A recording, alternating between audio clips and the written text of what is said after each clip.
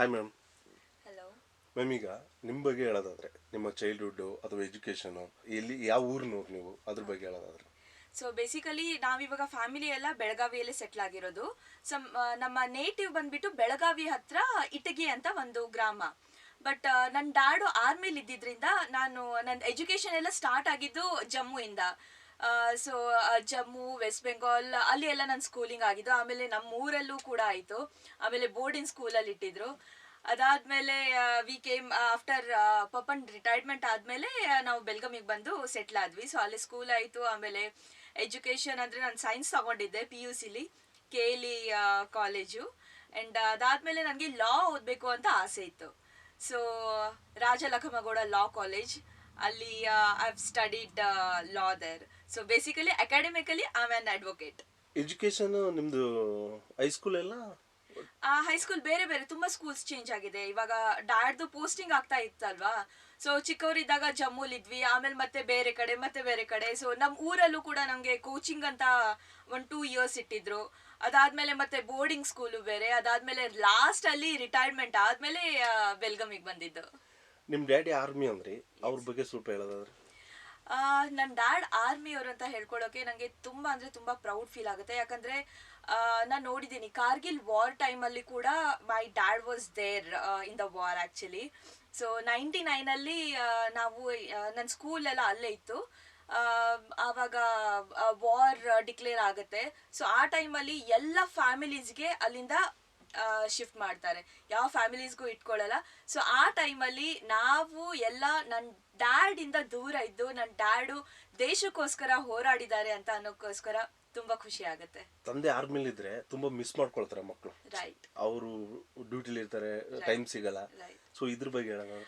ಆ ಥರ ಯಾವತ್ತೂ ಅನಿಸಿಲ್ಲ. ಬಿಕಾಸ್ ಮಾಮ್ ಅವರು ಯಾವಾಗಲೂ ನಮಗೆ ಡ್ಯಾಡ್ ಥರ ಆ ಥರ ಸಪೋರ್ಟ್ ಮಾಡ್ತಾ ಇದ್ರು.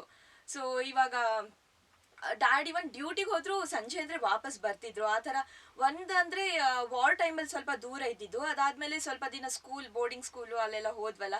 ಸೊ ಆ ಟೈಮಲ್ಲಿ ದೂರ ಇದ್ದಿದ್ದು. ಬಟ್ ಯಾವತ್ತು ಡ್ಯಾಡ್ ಆ ಥರ ಬೆಳೆಸಿದ್ರು ನಮ್ಮನ್ನು. ಮಾಮ್ ಮತ್ತು ಡ್ಯಾಡು ಆ ಥರ ಬೆಳೆಸಿದ್ರು. ಎಲ್ಲೇ ಇದ್ರೂ we use to always feel secured. So ಆ ಥರ ಯಾವತ್ತೂ ಅನಿಸಿಲ್ಲ. ನೀವು ಒಬ್ಬರೇ ಮಕ್ಕಳ ಅಥವಾ? ನಾವು 3 ಜನ, ಅಕ್ಕ, ನಾನು ಮತ್ತೆ ನನ್ನ ತಮ್ಮ. ಓಕೆ. ಸಿನಿಮಾ ಇಂಡಸ್ಟ್ರಿ ಯಾರು ಇದ್ದಾರೆ? ಇಲ್ಲ, ಮೂವಿ ಇಂಡಸ್ಟ್ರಿಲಿ ನನ್ನ ಫ್ಯಾಮಿಲಿಲೇ ಯಾರು ಇಲ್ಲ, ನಾನೇ ಫಸ್ಟು. ನನಗೆ ಮೂವಿ ಇಂಡಸ್ಟ್ರಿಗೆ ಬರಬೇಕು ಅಂತ ಯಾವತ್ತೂ ಅದು ಕನಸಲ್ಲೂ ನಾನು ಯೋಚನೆ ಮಾಡಿರಲಿಲ್ಲ. But my destiny it brought me here. And ಅದರಿಂದ ನಾನು ಇವಾಗ ಊಟ ಮಾಡ್ತಾ ಇದ್ದೀನಿ, ಒಂದು ಸ್ವಲ್ಪ ಹೆಸರು ಮಾಡಿದ್ದೀನಿ. ಅದ್ರ ಬಗ್ಗೆ ಸ್ವಲ್ಪ ಡೀಟೇಲ್ ಆಗಿ ಹೇಳೋದಾರೆ, ಹೇಗೆ ಎಂಟ್ರಿ ಆದ್ರಿ ಸಿನಿಮಾ ಇಂಡಸ್ಟ್ರಿಗೆ? ಓಕೆ. ಸೊ ನಾನು ಲಾ ಫೈನಲ್ ಇಯರ್ ಓದಬೇಕಾದ್ರೆ ನಾನು ಒಂದು ಸ್ಟಾರ್ ಲೈಫ್ ಮಿಸ್ ಇಂಡಿಯಾ ಅನ್ನೋ ಒಂದು ಪೇಜೆಂಟಲ್ಲಿ ಪಾರ್ಟಿಸಿಪೇಟ್ ಮಾಡಿದ್ದೆ. ಸೊ ಆ ಇಯರಲ್ಲಿ ನಾನು 2017ಅಲ್ಲಿ ಸ್ಟಾರ್ ಲೈಫ್ ಮಿಸ್ ಇಂಡಿಯಾ ಪೇಜೆಂಟ್ನ ವಿನ್ ಆದೆ. ಸೊ ಅದಾದಮೇಲೆ ನನ್ನ ಕಾಲೇಜು ಮುಗೀತು. And I was coming to practice. ಬ್ಯಾಂಗ್ಳೂರಿಗೆ ಬರಬೇಕು ಅಂತ ಪ್ಲ್ಯಾನ್ ಹಾಕೊಂಡಿದ್ದೆ, ಪ್ರಾಕ್ಟೀಸ್ ಮಾಡಬೇಕು ಅಂತ. ಬಟ್ ಅಷ್ಟರಲ್ಲೇ ನನಗೆ ಒಂದು ಮೂವಿ ಆಫರ್ ಬಂತು. ನನ್ನ ಫಸ್ಟ್ ಮೂವಿ ಬಂದ್ಬಿಟ್ಟು ಬಿಂದಾಸ್ ಗೂಗ್ಲಿ ಅಂತ, ನಮ್ಮ ಬೆಲ್ಗಮ್ ಅವರೇ ಪ್ರೊಡ್ಯೂಸರು, ವಿಜಯ್ ಅನ್ವೇಕರ್ ಅಂತ. ಸೊ ಅವರು ನನಗೆ ಆಫರ್ ಕೊಟ್ಟರು. ಸೊ ಆ ಮೂವಿ ಕಂಪ್ಲೀಟ್ ಮಾಡಿಬಿಟ್ಟು I came back to Bangalore and started practising. Serial ಮಾಡಿದ್ರಿ ಅಂದ್ರೆ ಸಿನಿಮಾಗಳು ಯಾವ್ದೆಲ್ಲ ಮಾಡಿದ್ರೆ?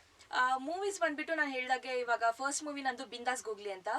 ಅದಾದಮೇಲೆ ಚತುಷ್ಪಥ ಅಂತ ಇವಾಗ ನಮ್ಮ ಕೃಷ್ಣ ಸರು ಡೈರೆಕ್ಟ್ ಮಾಡಿರೋದು, ಅದೇ ಪ್ರೊಡಕ್ಷನಲ್ಲಿ ಅದು ಬರ್ತಾ ಇದೆ. ಆ್ಯಂಡ್ ಅದು ಬಿಟ್ಟರೆ ಹೊಂಬಾಳೆ ಫಿಲ್ಮ್ಸಿಂದ ರಾಘವೇಂದ್ರ ಸ್ಟೋರ್ಸ್ ಅಂತ, ಅದ್ರಲ್ಲಿ ಒಂದು one of the important role ಮಾಡಿದ್ದೀನಿ. ರಾಘವೇಂದ್ರ ಸ್ಟೋರಲ್ಲಿ ಲೀಡ್ ಬಂದು ಜಗ್ಗೇಶ್ ಸರ್ ಮಾಡಿದ್ದಾರೆ. ಎಸ್. ಸೊ ಅದ್ರ ಬಗ್ಗೆ ಹೇಳಿದ್ರೆ, ಹೆಂಗ್ ಸೆಲೆಕ್ಟ್ ಆದ್ರಿ, ಹೆಂಗ್ ಪರಿಚಯ ಆಯ್ತು ಅದ್ರ ಬಗ್ಗೆ? ನನಗೆ ಆ್ಯಕ್ಚುಲಿ ಒಂದು ಆಡಿಷನ್ಗಂತ ಒಬ್ರ ಕಡೆಯಿಂದ ಕಾಲ್ ಬರುತ್ತೆ. ಈ ಥರ ಸಂತೋಷ್ ಆನಂದರಾಮ್ ಸರ್ ಅವರು ಈ ಒಂದು ಪರ್ಟಿಕ್ಯುಲರ್ ಕ್ಯಾರೆಕ್ಟರ್ಗೆ ಹುಡುಕ್ತಾ ಇದ್ದಾರೆ ಆರ್ಟಿಸ್ಟ್ನ ಅಂತ. ಸೊ ನಾನು ಹೋಗ್ತೀನಿ. ಆ್ಯಂಡ್ ಒಂದಿಷ್ಟು ಡೈಲಾಗ್ಸ್ ಇರುತ್ತೆ, ಆಡಿಷನ್ಸ್ ಕೊಡ್ತೀನಿ. ಆ್ಯಂಡ್ ನಾನು ಇನ್ನೂ ಮನೆ ರೀಚ್ ಆಗಿರಲ್ಲ ಅಷ್ಟರಲ್ಲಿ ಕಾಲ್ ಬರುತ್ತೆ, ಯು ಆರ್ ಸೆಲೆಕ್ಟೆಡ್ ಮಾ ಅಂತ. So I was happy with that. Jaggesh sir ಬಗ್ಗೆ ಹೇಳೋದಾದ್ರೆ, ಅವ್ರ ಜೊತೆ ಎಷ್ಟು ದಿನ ಶೂಟ್ ಮಾಡಿದ್ರಿ? ಜಗ್ಗೇಶ್ ಸರ್ ಜೊತೆ ಶೂಟ್ ಮಾಡಿದ್ದೀನಿ ಸ್ವಲ್ಪ ದಿನ. ಜಾಸ್ತಿ ಚಿಕ್ಕಮಂಗ್ಳೂರು, ಆಮೇಲೆ ತೀರ್ಥಹಳ್ಳಿ ಅಲ್ಲೆಲ್ಲ ಶೂಟಿಂಗ್ ಎಲ್ಲ ಇತ್ತು. Is a very humble person. ಯಾವಾಗಲೂ ಅಂದರೆ ಸೆಟ್ ಅಂದರೆ ಅವರಿದ್ರು ಅಂದರೆ ಯಾವಾಗಲೂ ಎಲ್ಲರೂ ನಗ್ತಾ ಇರ್ತಾರೆ. ಸೊ ಅದೇ ರೀತಿ ಇವನ್ ಸಂತೋಷ್ ಆನಂದರಾಮ್ ಸರ್ ಕೂಡ ತುಂಬ ನಗಿಸ್ತಾನೆ ಇರ್ತಾರೆ. ತುಂಬ ತುಂಬ ಲವಲವಿಕೆಯಿಂದ ಕೂಡಿತ್ತು ಸೆಟ್ಟು. ಒಂದು ಹುಡುಗಿಗೆ ಸಿನಿಮಾ ಫೀಲ್ಡ್ ಅನ್ನೋದು ಎಷ್ಟೋ ಚಾಲೆಂಜಿಂಗ್ ಆಗಿರುತ್ತೆ. Okay, so as I said, ನನಗೆ ಮೂವಿ ಇಂಡಸ್ಟ್ರಿಗೆ ಬರಬೇಕು ಅಂತ ಆಸೆ ಏನೂ ಇರಲಿಲ್ಲ, ಬಟ್ ನನ್ನ ಡೆಸ್ಟಿನ ನಾನು ಇಲ್ಲಿ ಬಂದೆ. ಬಟ್ ದ ಥಿಂಗ್ ಈಸ್, ನಾನು ಯಾವಾಗ ಫಸ್ಟ್ ಮೂವಿ ಮಾಡಿದ್ನಲ್ಲ, ಅದಾದಮೇಲೆ ನಾನು ವಾಪಸ್ ಪ್ರಾಕ್ಟೀಸ್ ಮಾಡೋಕ್ಕಂತ I joined a law firm here. But ಅದಾದಮೇಲೆ ನನ್ನ ಮನಸ್ಸಲ್ಲಿ ಏನೋ ಇತ್ತು, ಓಕೆ ನಾನು ನನ್ನನ್ನು ಇಲ್ಲಿ ತನಕ ಎಳ್ಕೊಂಬಂದಿದ್ದೆ, ಸೊ ಯಾಕೆ ನಾನು ಇನ್ನೂ ಟ್ರೈ ಮಾಡಬಾರ್ದು ಅಂತ ನಾನು ಸ್ಟಾರ್ಟ್ ಮಾಡಿದೆ. ಬೇರೆ ಕಡೆ ಎಲ್ಲ ಆಡಿಷನ್ಸು ಕೊಡೋಕ್ಕೆ, ಬೇರೆ ಎಲ್ಲೆಲ್ಲಿ ಆರ್ಟಿಸ್ಟ್ ರಿಕ್ವೈರ್ಮೆಂಟ್ಸ್ ಇರುತ್ತೆ ಅಲ್ಲೆಲ್ಲ ಆಡಿಷನ್ಸ್ ಎಲ್ಲ ಕೊಡೋಕ್ಕೆ ಸ್ಟಾರ್ಟ್ ಮಾಡಿದೆ. ಆ್ಯಂಡ್ ಫೈನಲಿ ಸ್ವಲ್ಪ ಕಷ್ಟ ಇದೆ ಫಾರ್ ಎನಿ ನ್ಯೂ ಕಮರ್, ಸ್ವಲ್ಪ ಕಷ್ಟ ಇದೆ. ಈಗ ಬಿಂದಾಸ್ ಗೂಗ್ಲಿ, ಆಮೇಲೆ ಚತುಷ್ಪಥ, ಇನ್ನೊಂದು ರಾಘವೇಂದ್ರ ಸ್ಟೋರ್ ಸಿನಿಮಾಗಳು ಮಾಡಿದ್ರಿ ಅಂದರೆ, ಸೊ ಈ ಮೂರಕ್ಕೂ ಏನು ನಿಮ್ಮ ಎಕ್ಸ್ಪೀರಿಯನ್ಸ್ ಆಗಿರೋದು ಅಥವಾ ಅದ್ರ ಬಗ್ಗೆ ಹೇಳೋದಾದ್ರೆ? Okay, so first of all ನಾನು ಆ್ಯಕ್ಟಿಂಗ್ ಬ್ಯಾಕ್ಗ್ರೌಂಡಿಂದ ಬಂದಿಲ್ಲ, ನಾನು ಆ್ಯಕ್ಟಿಂಗ್ ಕಲ್ಕೊಂಡು ಬಂದಿಲ್ಲ. ಸೊ ಪ್ರತಿಯೊಂದು ಮೂವಿಲಿ ನನಗೆ ತುಂಬ ಕಲಿಯೋಕ್ಕೆ ಸಿಕ್ತು. ಫಸ್ಟ್ ಮೂವಿಲಿ it was just like college going girl, ತುಂಬ ಕ್ಯೂಟ್ ಆಗಿ ಬಬ್ಲಿ ಆಗಿ, ಅದು ಡಾನ್ಸ್ ಬೇಸ್ಡ್ ಮೂವಿ ಆಗಿತ್ತು. ಅಲ್ಲಿ ಅದೇ ನನ್ನ ಕ್ಯಾರೆಕ್ಟರ್ ಯಾವ ಥರ ಇತ್ತು ಅದೇ ಥರ. And next it came to ಚತುಷ್ಪಥ.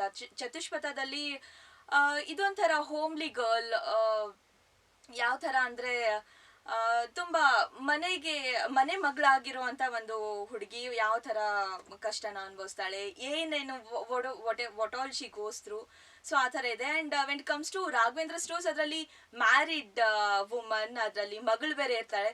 So ಒಂದೊಂದು ಮೂವಿಲೂ ಒಂದೊಂದು ಸ್ಟೇಜು ನನಗೆ ಆ್ಯಕ್ಚುಲಿ ಕ್ಯಾರೆಕ್ಟರ್ ಸಿಕ್ಕಿರೋದು ತುಂಬ ಖುಷಿ ಆಗುತ್ತೆ. ಓಕೆ ಮೇಡಮ್, ಈಗ ರಿಲೀಸಿಗೆ ರೆಡಿ ಇದೆ ಚತುಷ್ಪಥ ಅಂತ ಹೇಳಿದ್ರಿ, ಒಳ್ಳೇದಾಗಲಿ, ಮುಂದೆ ಒಳ್ಳೊಳ್ಳೆ ಪ್ರಾಜೆಕ್ಟ್ಗಳು ಸಿಗಲಿ, ಒಂದು ದೊಡ್ಡ ಸ್ಟಾರ್ ಆಗಿ ಕನ್ನಡ ಇಂಡಸ್ಟ್ರಿಲಿ. ಥ್ಯಾಂಕ್ ಯು, ಇಷ್ಟೊತ್ತು ಟೈಮ್ ಕೊಟ್ಟಿದ್ದೀವಿ. Thank you so much sir.